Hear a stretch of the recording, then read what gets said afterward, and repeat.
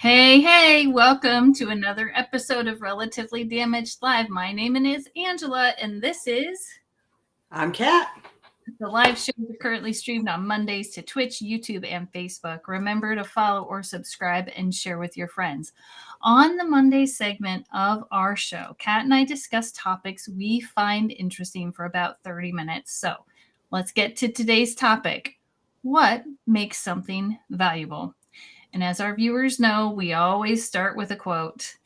Our present situation can be understood in terms of the following analogy. If a person comes across a nugget of gold but does not recognize its rarity and worth, he will easily throw it away. At this moment, we have attained a precious human life far more valuable than gold. But if we do not recognize its worth, we are apt to squander it in meaninglessness and purposeless pursuits. We'll see if I can get the name right now. Venerable Geshe Kelsang Gyatso Rinpoche. Did I get it right? Ish. Yeah, I think so. Only because Kat had to tell me it was Rinpoche. And I could be wrong, but I think that's right. Okay, I'll take it. That's what's important. I mean, so I don't think that in any of my relationships, friendships, anything, that I could ever describe what it is I find valuable. Like, put it to words. I was thinking about that. Like, I could say what I think is valuable, like their experiences, but there's nothing solid. When it's not because they look a certain way or weigh a certain weight. There's none of that. I mean, that was just something that I was thinking about. Well, I'm thinking about that, and what I value with people, and it's not anything to do with physical attributes or physical abilities or anything like that. It's the character, the nature, and most importantly, the connection. Mm-hmm. There's always people that you get along with better than others. True. And it's not to say that one person is more valuable than another person. But it's that give and take from each other. I think that's really is what is of value. And I was thinking about this, and recently we celebrated Christmas, and I was reminiscing about the past and thinking about things, when you're a kid. I'm old enough where we looked through the Sears catalog, and it would come the Christmas catalog, and you'd like pick out all the stuff that you wanted. And it's really not about stuff. I mean, there's a few things obviously I remember, but what the real fond memories are the memories of baking cookies and decorating the tree while singing along to the Andy Williams Christmas album. That was big in our household. And it's those memories that, and the other connection with the family and friends at that time, that's where it goes. And so that leads me as I'm getting older, things are less of value to me, and relationships with people are much more valuable. Mm-hmm. Yeah.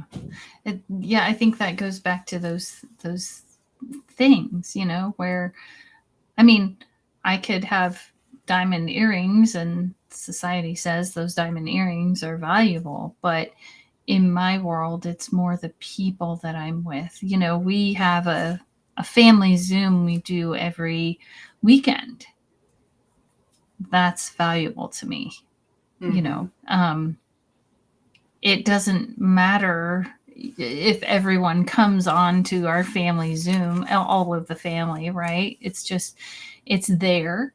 And it's almost like an invitation. It's just there as an invitation. We, you know, we open it up every week, and sometimes, you know, a couple people come, and sometimes almost everyone is there, which is really beautiful. But then we get to connect on that deeper level, you know, and it's that connection.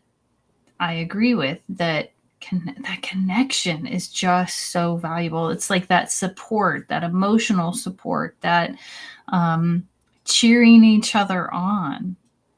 You know, you've got this, or celebrating a success.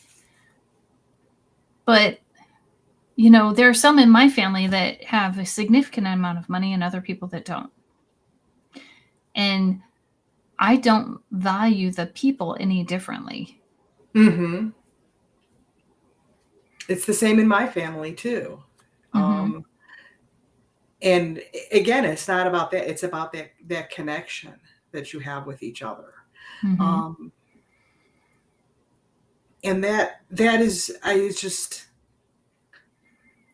talking about value. You know, there are some people who are collectors of things, and it's, you know, certainly nice to have some things, especially for me. I've always been the kind of functional person, you know. I like things that have a function to it. I'm not big on, you know, how things look, although there's things I enjoy for various reasons. But it doesn't matter the value society puts on it. So like you said about the diamond earrings, society has placed a value on it because they're rare. They take, you know, time to create diamonds. But in reality, how much do you get from those diamond earrings? Yeah, it depends though on the meaning, I think, behind them. Right? So again, it's still not something tangible, really. At the end of the day, it's not the tangible item that's valuable. It's what it means to me that's valuable. Yeah. And I think, go ahead. Well, I was at my mother's the other day, and my mom's getting up there in years, and she says, you know, well, if there's anything in particular that you want, you know, when we go, you know, let us know. And my mom took out this, I was helping her with some stuff, and she took out this old screwdriver. And it was this old-fashioned screwdriver, kind of like one of those nesting dolls almost. The littler screwdrivers were in there. And I remember it's that old. I've been playing with it since I was a kid. So I would take it out and I'd take it apart and I'd put it back together. And I had this flood of memory of just playing with that screwdriver. And I said, Mom, I want this screwdriver. The value of it is not, you know, great, but it's the memory. Yeah.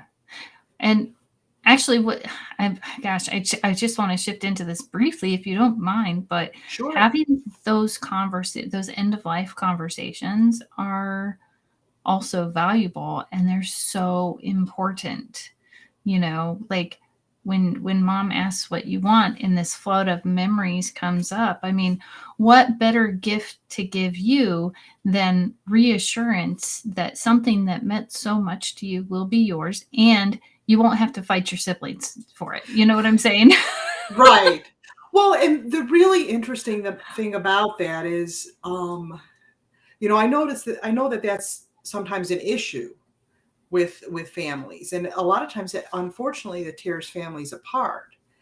And you know, whether or not I get that screwdriver, if one of my sisters says it and that they would really want it, and so my mom says, well, okay, you're getting this, so my other sister's going to get the screwdriver.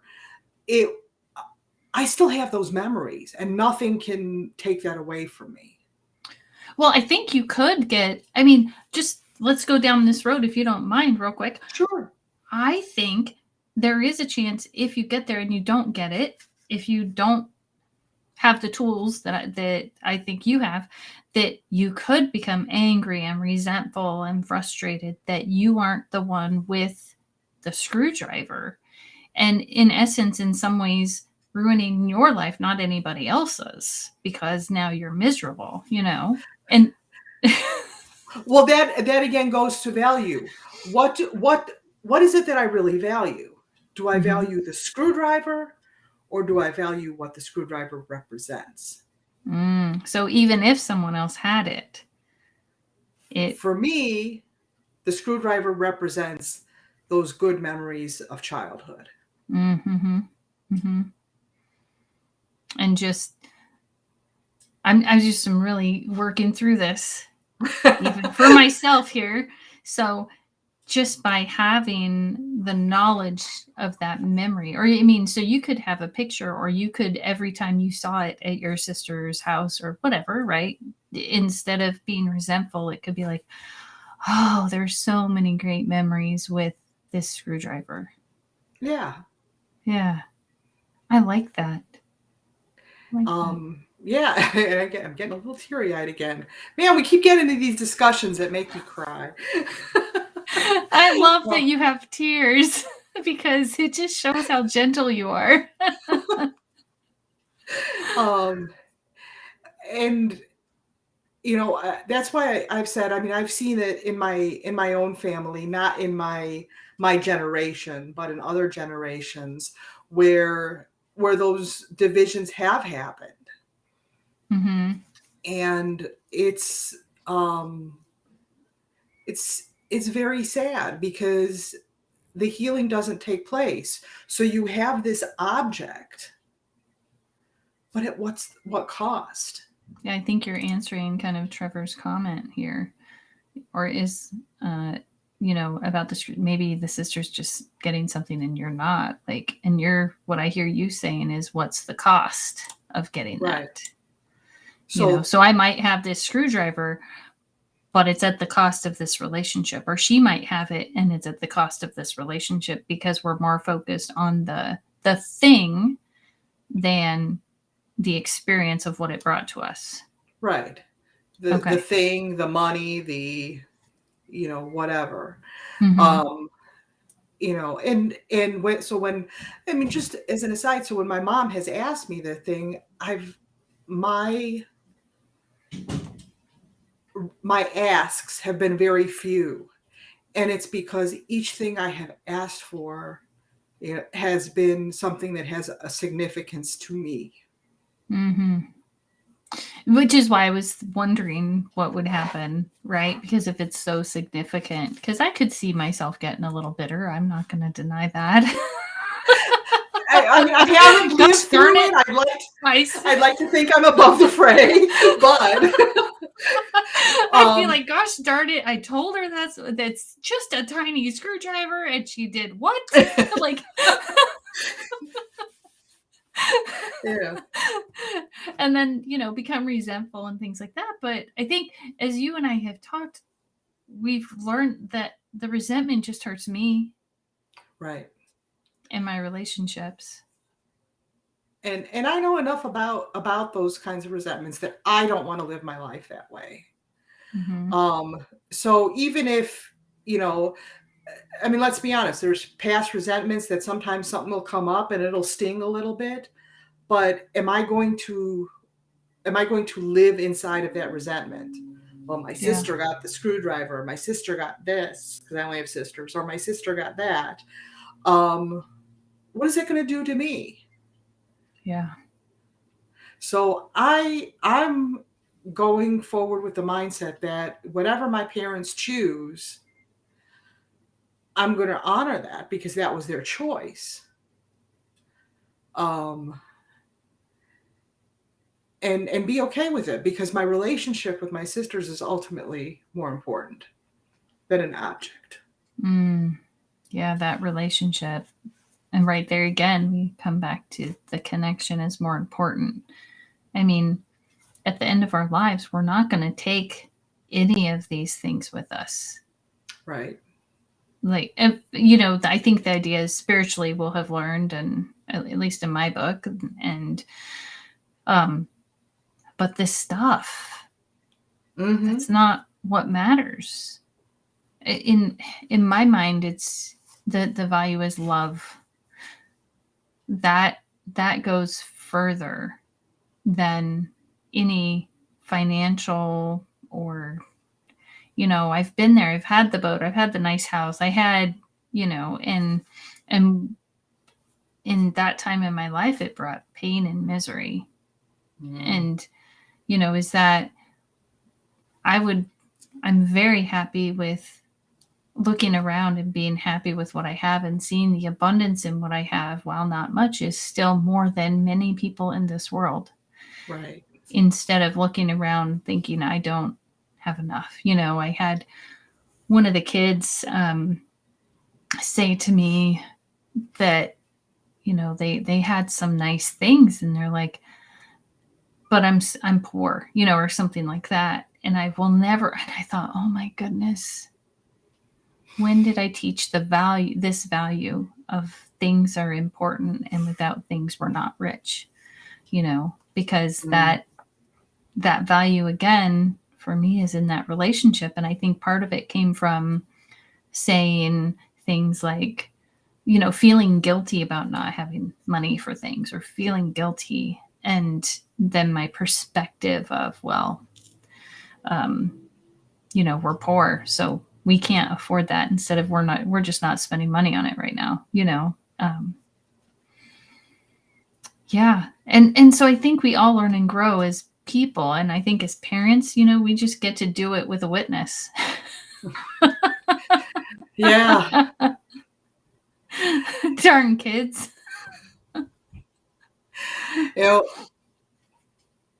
One of the things, since I don't have children, one of the things that I've taught my nieces, maybe, and I don't know if they've learned it or not, but I say, I only want one thing from you at Christmas. I want a picture of the three of us. So it's great because I have this, I am getting so emotional. I have this wonderful memory of these pictures, when they're little, and now they're getting bigger.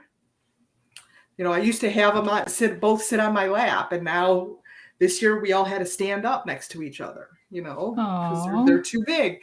And it's just a beautiful thing. Yeah.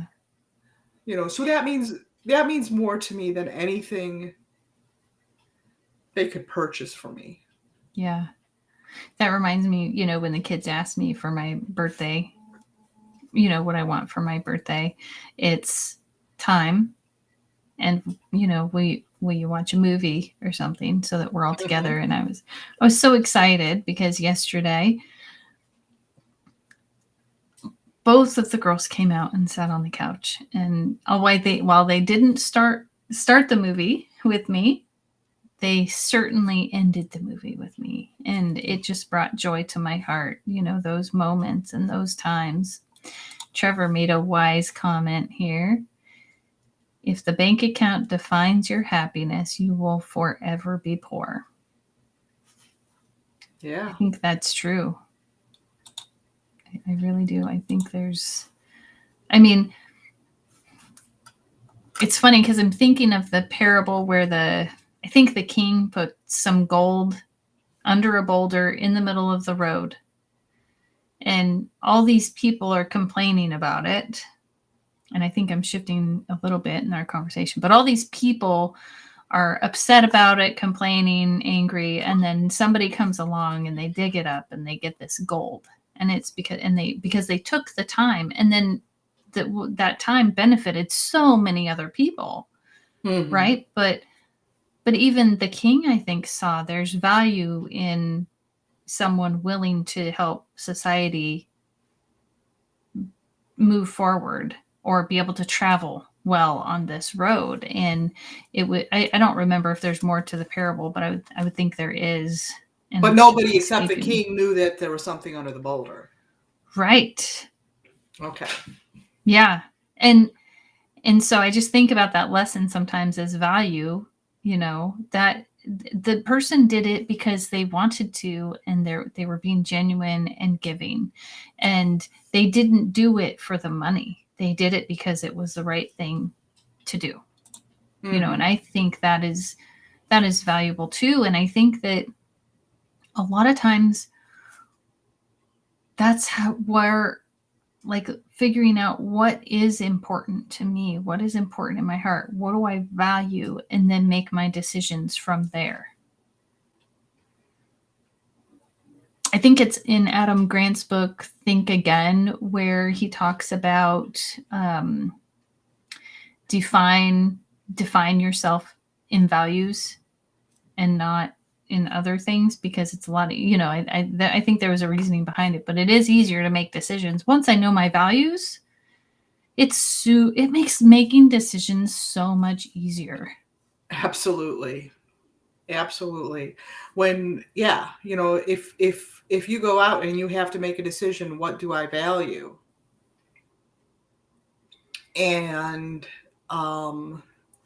like you said, it makes decisions a lot easier. And there's, there's some decisions we need to make just for daily living. Like, unfortunately, the reality of our society is that we need a car. Most of us need a car to get around. So sometimes decisions are made. We have to put funds aside in order to be able to have that mode of transportation. And other decisions like that. But there's so much that we can do with our money and our time. Yeah. Because the quote goes back to that time. Where do you invest your time? So if I invest my time doing something like this, which is certainly helpful for us and enjoyable for us, and hopefully the people who are watching find it, valuable too. But I could do that, or I could sit and watch television all day long. Right. I could decide, for my health and my mental well-being, I'm going to go out for a walk and enjoy the fresh air, even if it is 20 some odd degrees outside. It's the choices that we make. Or can I just sit on the couch? And a lot of it is it's about balance. Do I spend time for myself, or do I give back to other people? And make those connections. Do I pay it forward? I don't help other people with the expectation that I will be helped. Right. But with the hope, if the day comes and I do need help, that it is there for me. Oh my gosh, do I have a story that you just triggered in my mind?